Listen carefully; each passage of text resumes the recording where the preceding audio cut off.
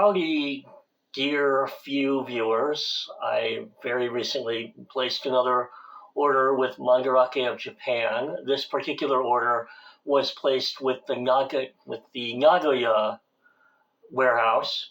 There's a particular reason why I did so, which I will come to in a moment. But before I get into showing off the unique and odd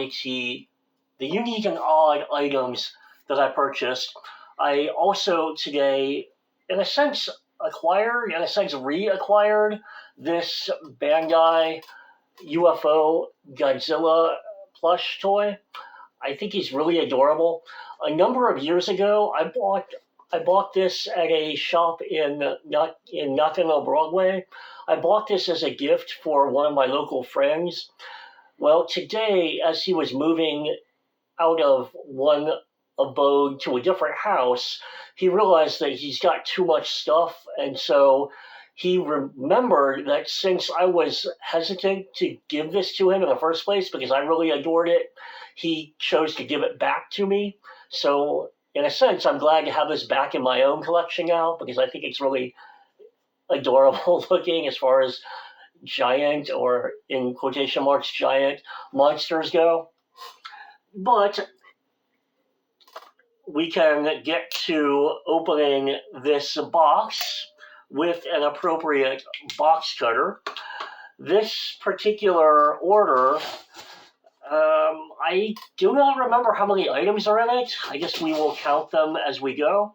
But this order merchandise cost was 23,400 yen.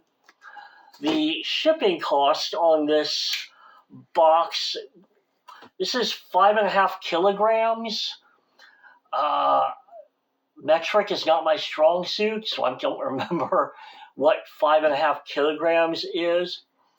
But the DHL Express shipping cost on this box was 11,300 yen.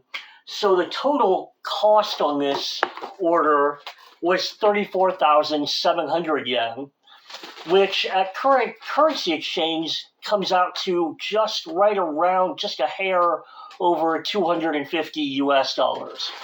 Now, I'm pretty happy with that currency exchange rate and that cost on this order. One thing that I'm already seeing that I'm not quite as happy about is the fact that this set of Bandai and Toei Gegege no Kitaro figures are not significantly, but they're definitely smaller than I anticipated they would be. I guess I imagined in my mind that they would be maybe a half inch bigger than they are, but I do not have any Gegege no Kitaro figures. This was 800 yen, and it seemed like it was a nice diversity of characters, so it seemed like, so while I'm making this order, let me throw that in. That would be kind of interesting to have. So yeah, I'm a little bit saddened that they're a little smaller than I imagined they would be, but they do look nice for display purposes. I am not a big follower of HoloLive. In fact, this HoloLive figure is Ogami Mio. I don't actually even know who Ogami Mio is. I don't follow HoloLive enough to know which virtual idol this is. However, I thought that the figure was really cute looking. Hopefully, I will actually unbox this figure and put this figure out on display somewhere. But realistically, there's probably about a 50% chance that I'll never even bother to take it out of the box. But this was about 1,000 yen, 1,200 yen, so roughly somewhere around $10 before shipping cost. I think, as I recall, it was something like that. One of the primary reasons I placed this order was to acquire this. This is the Bandai 2002 issue Godzilla. This is the Kiryu Godzilla, representing the No, sorry, this is the 2003 Kiryu Godzilla representing the 2002 Godzilla versus Mecha Godzilla movie. This is eventually going to be either a birthday gift or a Christmas gift to that particular friend who today returned the plush Godzilla. But he collects these 8-inch scale Bandai Godzilla figures. He's down to fewer than 10 of them remaining. This was one of them on his need list. This one was 6,500 yen. You might think to yourself, well, that's kind of pricey for just a vinyl Godzilla toy. But then again, on the scale of vinyl Godzilla toys compared to, for example, YSMF or X Plus figures, or really high-end Bandai figures, this one is relatively cheap.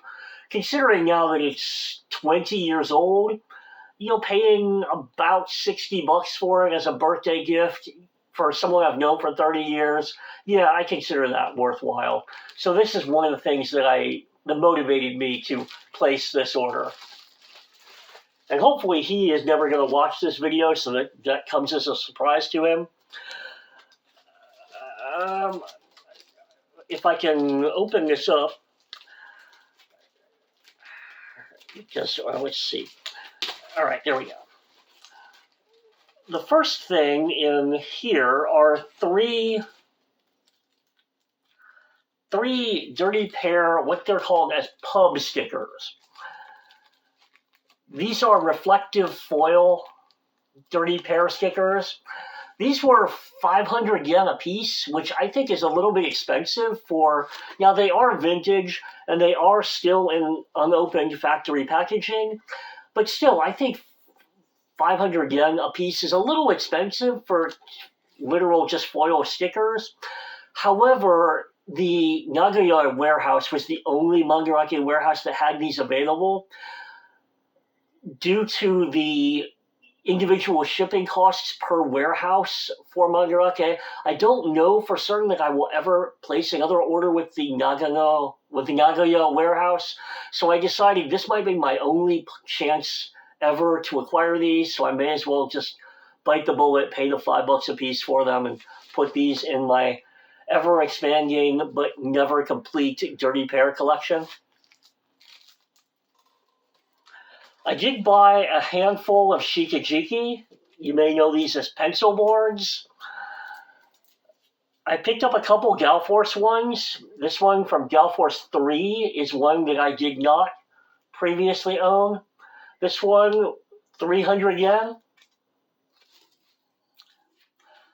I'm not a big fan of the later episodes, the Rhea Galforce and the Earth chapter, and especially New chapter.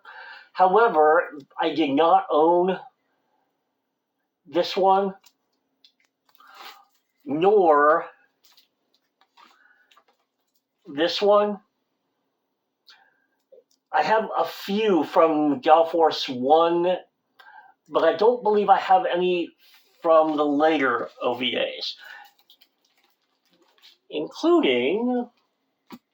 Oh, all right. I do have a few from Galforce 1. I do have the one Shikijiki from Galforce 2, so that's why I picked up these. I did not have a Shikijiki from Hades Project Zeramer.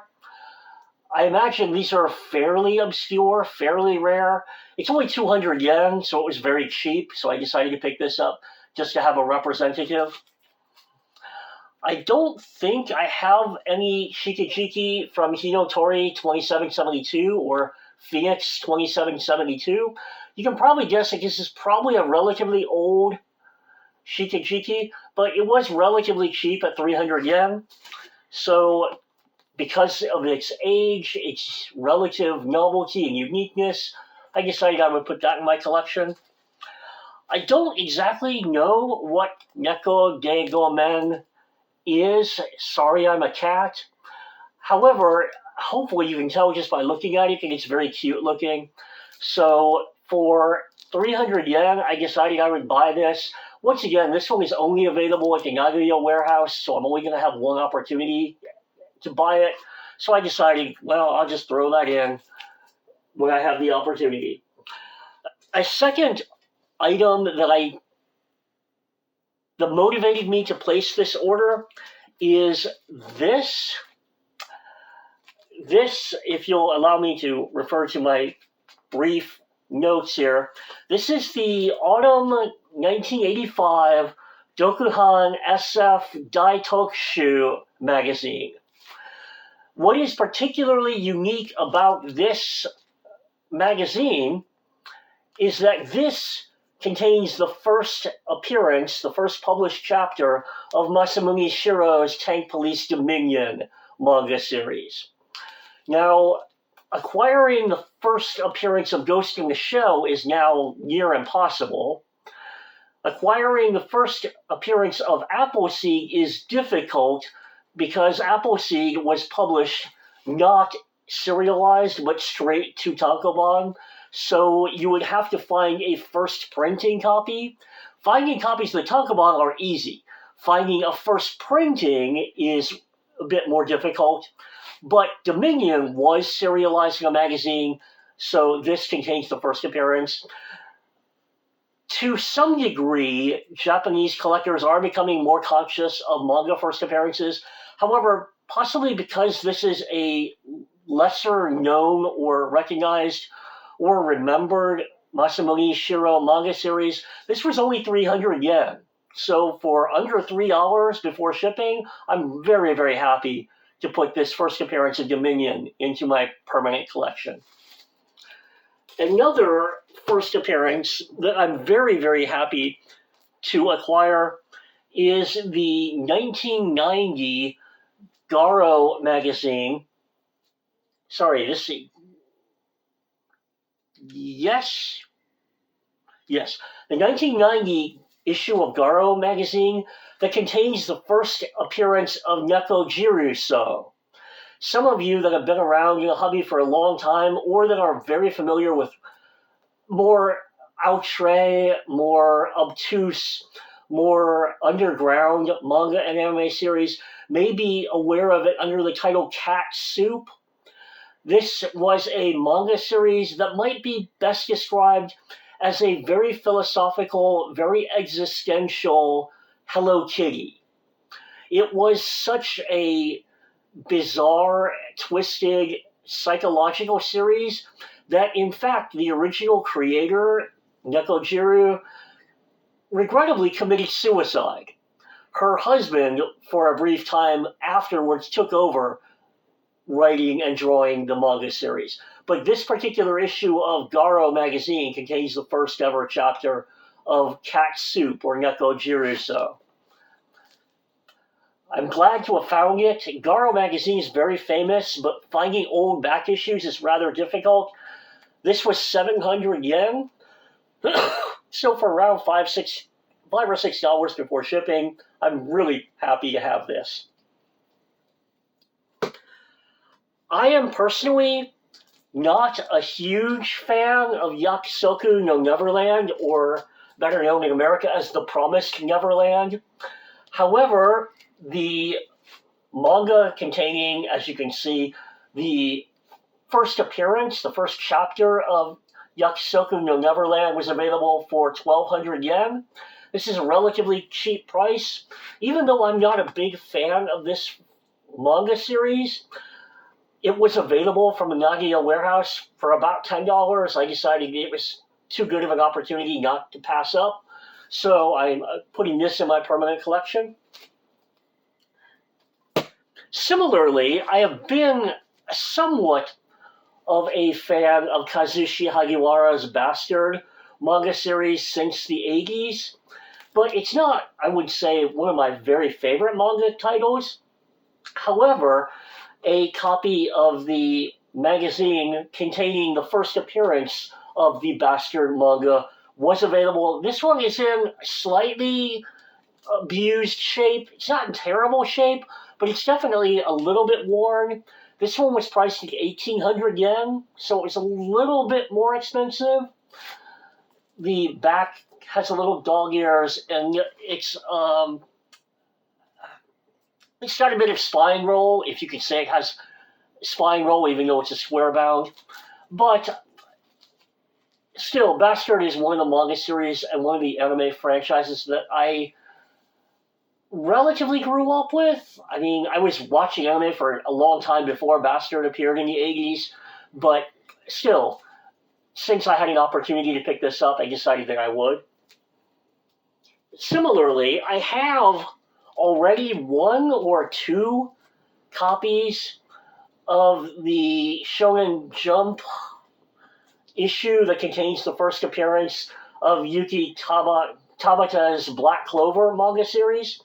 I already have one or maybe two copies of this. However, another copy became available at 1,400 yen. With the popularity of the Black Clover franchise, I decided there's no harm in picking up a duplicate spare copy. So because it was available and relatively inexpensive and in nice shape, I decided to pick up another copy.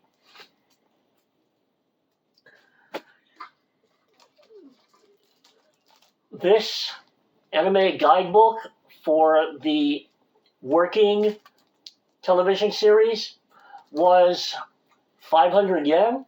I'm a big fan of the working franchise. I really enjoyed all of the anime. So I did not have a copy of this particular book. So for under $10 shipped, it was definitely worth putting in my collection. I am happy to see that this Jujutsu Kaisen introductory anime guidebook is not digest sized. It's not tankobon sized. It's actually full MOOC sized. I didn't expect that. I expected it to be smaller in dimensions than it is. I don't know how much this book will cover, but I did not have any anime books for Jujutsu Kaisen. This was 500 yen, so I'm happy to include this in my collection.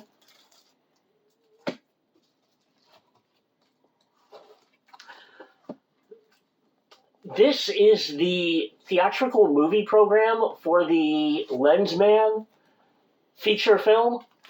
I realize now that I should have reminded myself of what year the Lensman movie was. If I had to take a guess, was this 82? Was it later than that? Was it 80? I want to say that this was prior to Macross, the movie, which was 84. Maybe this was 1983. If you remember, or if you just want to laugh at my lack of recollection, please feel free. But the Lensman Japanese anime franchise, which started with a motion picture and then got an anime television series, has always been fascinating to me because somehow it ended up getting made without the express consent of the E.E. Doc Smith family. So that's why it has never been released on official home video. So I did not have a copy of the movie program. This was only 300 yen. So as a really unique, interesting aspect of Japanese anime history, I decided I would put this in my collection.